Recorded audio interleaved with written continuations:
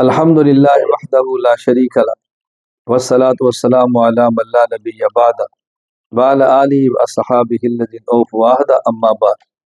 میں دنیا بھر میں پھیلے ہوئے اپنے شاگردوں کو جو دنیا کے کسی کونے میں رہتے ہیں، اپنے سے تعلق رکھنے والے مریدین اور محبین کو یہ درد کے ساتھ گزارش کرتا ہوں، میں آج دنیا سے چلا جاؤں تو آپ حضرات رونا دھونا چھوڑیں، خود کو یتیم اور لاوارث کہنا چھوڑیں، بس ایک طے کریں کہ جو کام ہمارا استاذ کرتا تھا ہم وہ کام کریں گے۔ اور میرا کام کیا ہے؟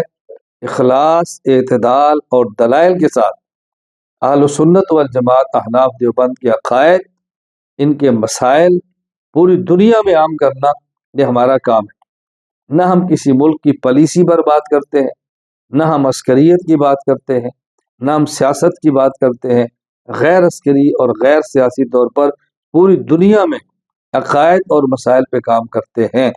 میں نے اس لیے گزارش کی ہے کہ میرے جانے کے بعد مجھے اس کی خوشی ہوگی، آپ اس کام کو لے کر چلیں۔ یہ نہیں کہ ہم نے یہ کیا ہے، مر گئے ہیں، لاوارث ہو گئے ہیں، یتیم ہو گئے ہیں، ہمارا کیا بنے گا؟ کام کو لے کر آگے بڑھیں۔ اللہ ہم سب کو کام کرنے کی توفیق عطا فرمائے۔